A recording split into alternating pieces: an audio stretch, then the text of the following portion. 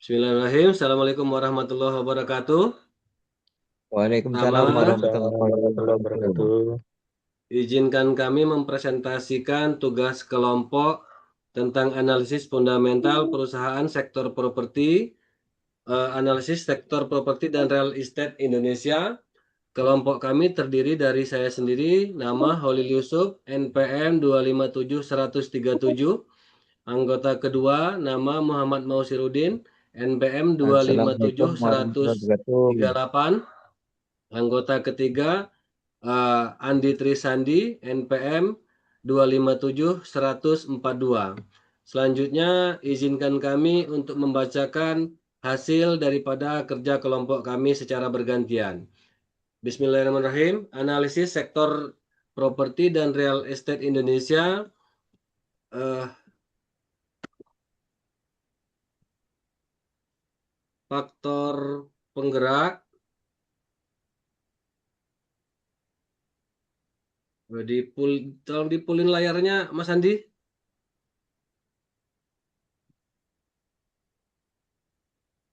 Iya, Bang. Dipulkan layarnya, dibesarkan. Dari situ, Bang, izin. Oh, dari sini ya. Oke. Oke, silakan dibacakan, Mas Andi. Oke, Assalamualaikum warahmatullahi wabarakatuh. Waalaikumsalam Izinkan warahmatullahi saya wabarakatuh. menjelaskan sedikit tentang analisis fundamental. Yang pertama adalah faktor-faktor penggerak sektor properti.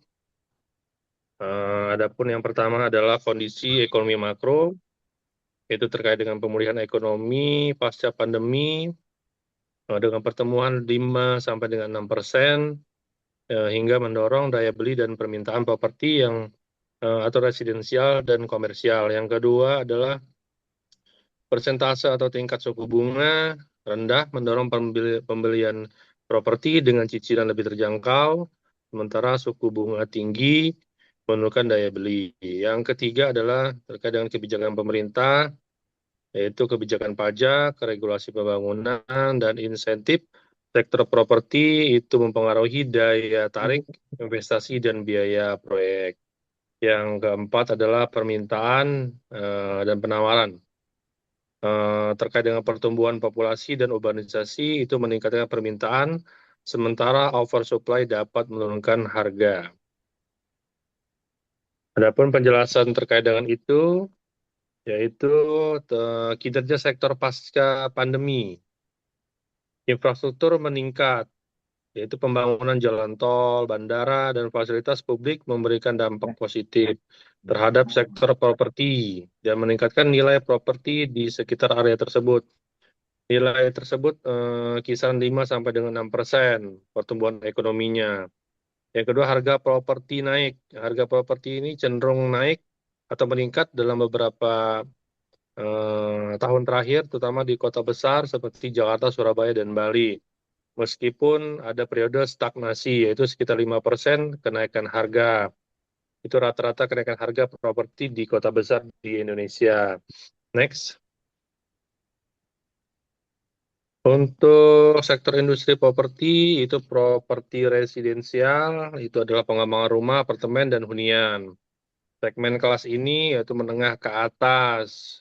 Tren apartemen vertikal dan perumahan di pinggiran kota. Yang kedua adalah properti komersial, kantor, pusat perbelanjaan, hotel, retail, segmen perusahaan dan retail.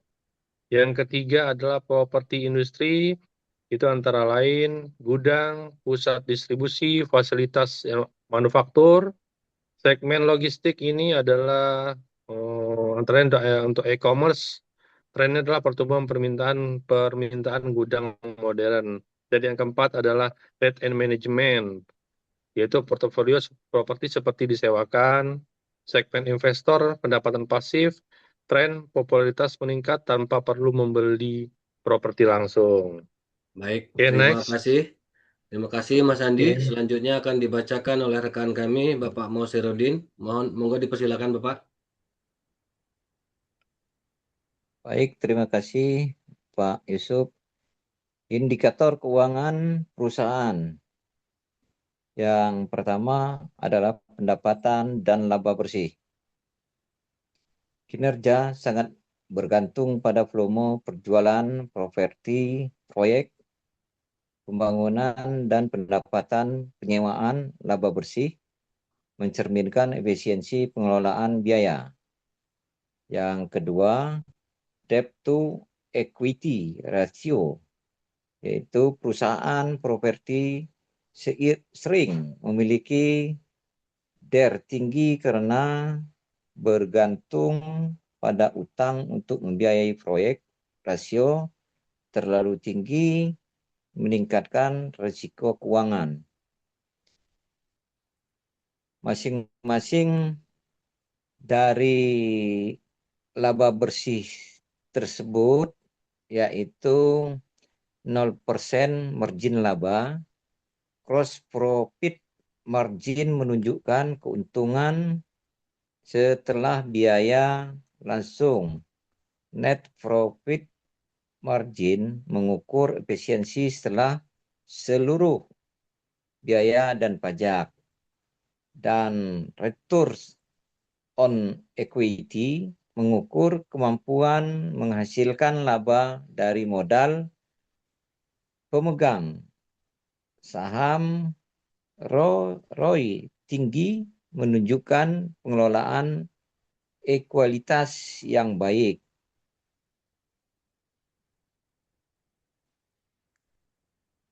Terus di sini ada grafik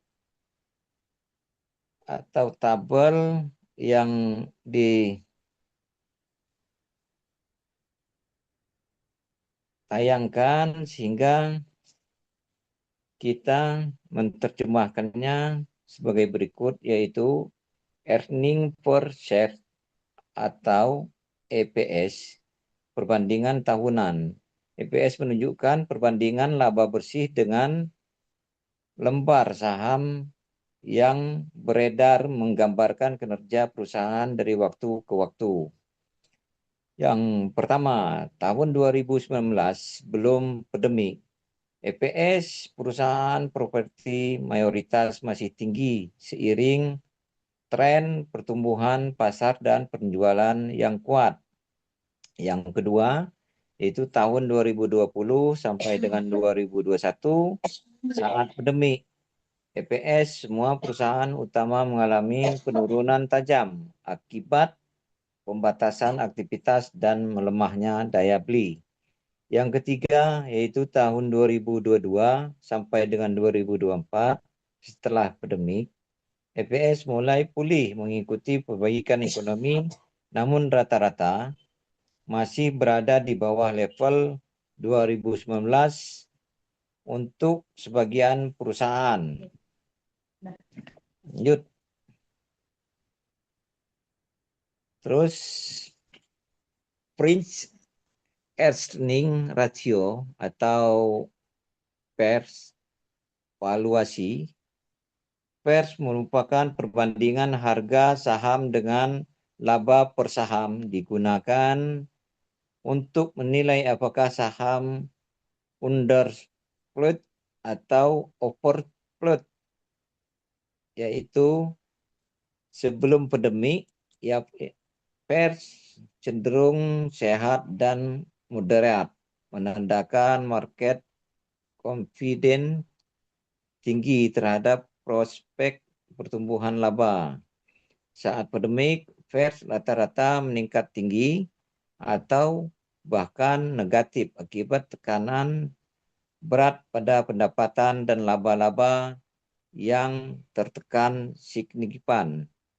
Setelah pandemik, PERS mulai menurun ke level normal, namun beberapa perusahaan masih mengalami tekanan pada valuasi akibat pemulihan laba yang belum sepenuhnya kembali. Lanjut. Baik, terima kasih Pak Mausirudin. Sekarang giliran saya membacakan. Siap.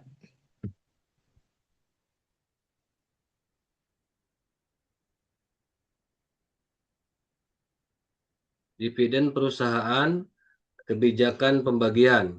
Sebelum pandemi 2019, kebijakan dividen stabil dengan payout ratio moderat. 20-40% dari laba tahunan. Emiten besar seperti BSD dan Pura Delta membagikan dividen besar. Pada saat pandemi 2020-2021, penurunan tajam. Banyak emiten mengurangi atau menunda pembagian dividen. Sebagian menurunkan nominal hingga setengah dari posisi normal. Kemudian setelah pandemi tahun 2022 sampai 2024, dividen mulai naik kembali seiring pemulihan laba.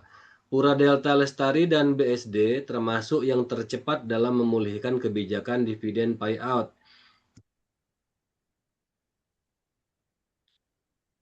Kemudian, analisis valuasi saham pasca pandemi. Perbandingan harga pasar dan nilai intrinsik saham perusahaan properti dan real estate Indonesia setelah pandemi 2022-2024. Undervalued beli 1. PT Ciputra Development, PT Agung Podomoro Land, PT Bumi Serpong Damai atau BSD, PT Lipo Karawaci, sangat undervalued, PT Sinar Mas Land, PT Pakuwon Jati. Kemudian yang overvalued atau yang wajib kita hindari atau kita jual, pertama PT Sumarikon Agung, PT Intiland Development, PT Metropolitan Land, PT Pura Delta Lestari, sangat overvalued. Kemudian fair value hold, PT Alam Sutra Realty, harga pasar dan nilai terintrinsik relatif seimbang, bukan prioritas beli atau jual, artinya dia seimbang. Kemudian berikutnya rekomendasi investasi. Saham undervalue, prioritas pembelian karena potensi kenaikan harga menarik dan didukung kinerja fundamental baik. Cocok untuk strategi value investing jangka menengah panjang. Kemudian selanjutnya saham overvalue. Sebaiknya dihindari atau dipertimbangkan untuk penjualan jika sudah ada portofolio karena berisiko mengalami koreksi harga. Kemudian saham fair value disarankan untuk memantau perkembangan kinerja dan sentimen pasar sebelum mengambil keputusan beli atau jual. KAI-Insek, sektor properti Indonesia menunjukkan pemulihan signifikan pasca pandemi dengan peluang investasi menarik pada saham undervalue yang memiliki fundamental kuat dan prospek pertumbuhan positif. Terima kasih, demikian yang dapat kami sampaikan. Adapun kurang dan lebihnya kami mohon maaf.